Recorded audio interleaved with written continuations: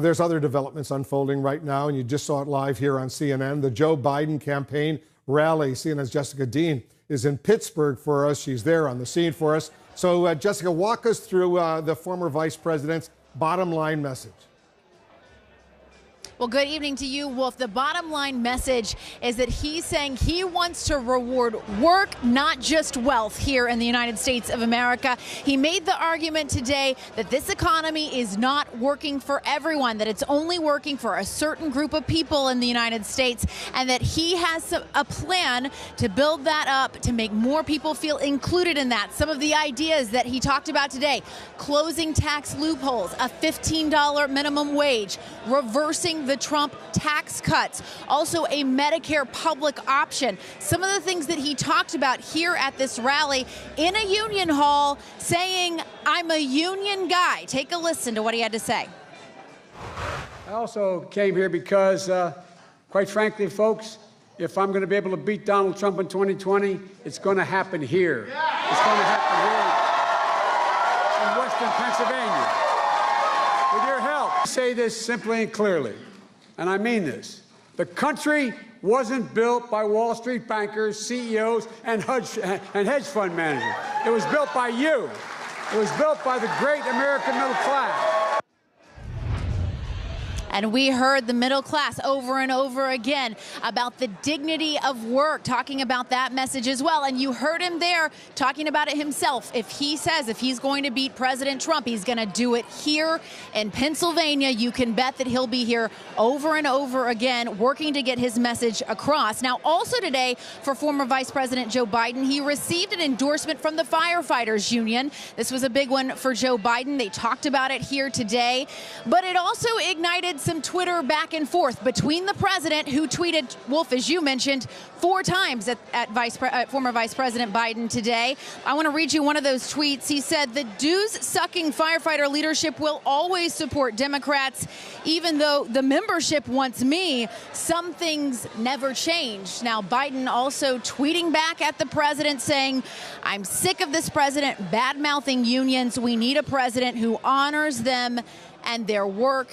And he talked over and over again about the importance of unions, how if he is president, that he will do everything he can to support them and build them up. It was a message we heard throughout the day, and this crowd here, of course, again, being in a union hall, really soaking it up. Now, next up for the former vice president, he will be headed to Iowa. Wolf, it's his first swing through the caucus state since he made his announcement last week. It was very important to them to get to those early states as soon as they possibly could. So onward to Iowa tomorrow. His first campaign rally since announcing his run for the Democratic presidential nomination. Jessica Dean in Pittsburgh for us. Thank you. Let's get some more of the president's Twitter attacks on the former vice president. Our White House correspondent Caitlin Collins is standing by. Caitlin, there's some concern apparently over there all afternoon. All this attention that Biden is receiving from the president could wind up actually hurt the president. Tell us about that concern you're hearing about. And they're worried, Wolf, that it could elevate Joe Biden. Now, in recent days, the president has been questioning people about whether or not they think Joe Biden could beat him. And his uneasiness over Joe Biden entering the presidential race burst into public view today on the president's Twitter feed. But Wolf, as the president is looking ahead to 2020, he's being forced to look back at comments he made in 2017. Tonight, a president usually known for his confidence appears to be unnerved by his latest rival, former Vice President Joe Biden. Aides insist President Trump isn't worried about running against Biden, but he's clearly on his mind. I don't know what the hell happened to Biden. I never saw that before. I don't know. It just doesn't look like the same Biden. I said, is that really Joe Biden? He doesn't look the same to me. Trump referenced the former vice president on Twitter at least 4 times today alone. And while some advisors are urging the president not to single out any Democratic presidential hopefuls just yet, those closest to the president are following his lead on Biden. Why is he using Charlottesville to launch a candidacy as somebody who was in the Senate for decades, who was vice president for 8 years? The White House has been on defense after Biden made Trump's comments about a 2017 white nationalist rally in Charlottesville that left a counter-protester dead, a central focus of his campaign announcement. When President Trump condemned racism, bigotry, evil, violence, and then took it many steps further and called out neo-Nazis, white supremacists, KKK. That is darn near perfection. After a shooting at a synagogue outside of San Diego left one person dead and several others injured this weekend, President Trump offered a full-throated denouncement of hate at his latest rally. We forcefully condemn the evil of anti-Semitism and hate, which must be defeated. The latest shooting, 6 months after a shooting at a synagogue in Pittsburgh killed 11, has put the rise of white nationalism at the forefront of the 2020 race. The FBI says hate crimes are on the rise for the third year in a row. But 6 weeks ago, after a gunman killed 49 Muslims at 2 mosques in New Zealand, Trump downplayed the threat. I don't really. I think it's a small group of people that have very, very serious problems. His allies say his critics are misrepresenting his remarks about what happened in Charlottesville. If you go back and look at what Trump said clearly that he was opposed to the white supremacists, he was opposed to Klansmen, he was opposed to Nazis. I mean, he says it clearly. But after the protest 2 years ago, the president blamed both sides. We condemn in the strongest possible terms this egregious display of hatred, bigotry, and violence on many sides. Then, 2 full days later, after facing widespread criticism from Republican lawmakers and CEOs, the president named names. Those who cause violence in its name are criminals and thugs, including the KKK, neo-Nazis, white supremacists, and other hate groups that are repugnant to everything we hold dear as Americans. The next day, after fuming from coverage that said he hadn't gone far enough, Trump defended his first statement. Yes, I think there's blame on both sides. You look at both sides. I think there's blame on both sides.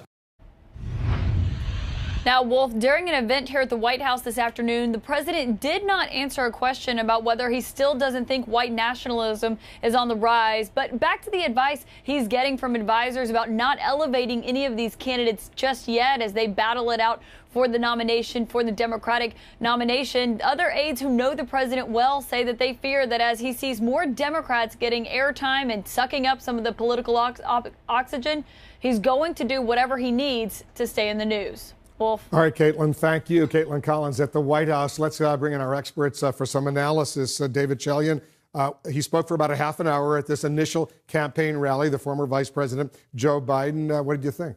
Well, you can see why President Trump has Joe Biden under his skin, why he's getting under his skin a little bit, precisely because of how Joe Biden was messaging today and where he was, right? It was no accident. He was in Pittsburgh. He was taking a union endorsement, trying to show the example, I am the person that can make an economic appeal on middle-class values to these people that drifted away from this party last time and went to Donald Trump. That is why Trump's advisors are so fearful of him. I mean, it was so sort of shocking to my ear to hear Joe Biden. It is as if Sherrod Brown did get into this race. I mean, the dignity of work, real economic populism. He sounded a little Bernie Sanders at times, Wolf, taking on millionaires and billionaires. He continued to call himself middle-class Joe and wear that as a banner of pride. This is the economic piece of the overall Biden rationale for his presidency, which is to campaign on rebuilding the middle class and win back those voters that drifted. Well, on that point, let me play a little clip. This is Joe Biden moments ago in Pittsburgh. The stock market is roaring, but you don't feel it. There was a $2 trillion tax cut last year. Did you feel it? Did you get anything from it? Of course not. Of course not. All of it went to folks at the top. Yeah, I mean, that's what David is talking about as it relates to Sanders, right? All of it went to the folks at the top. Look, I was most struck by the fact that Joe Biden is running for a version of the Democratic Party that if you were online on a daily basis, you wouldn't think exists, which is in the Midwest, in the industrial Midwest, primarily economic voters, middle to lower middle class white voters. It's a very different kind of campaign look, where he starts it matters. He starts it in Pittsburgh in a union hall, okay?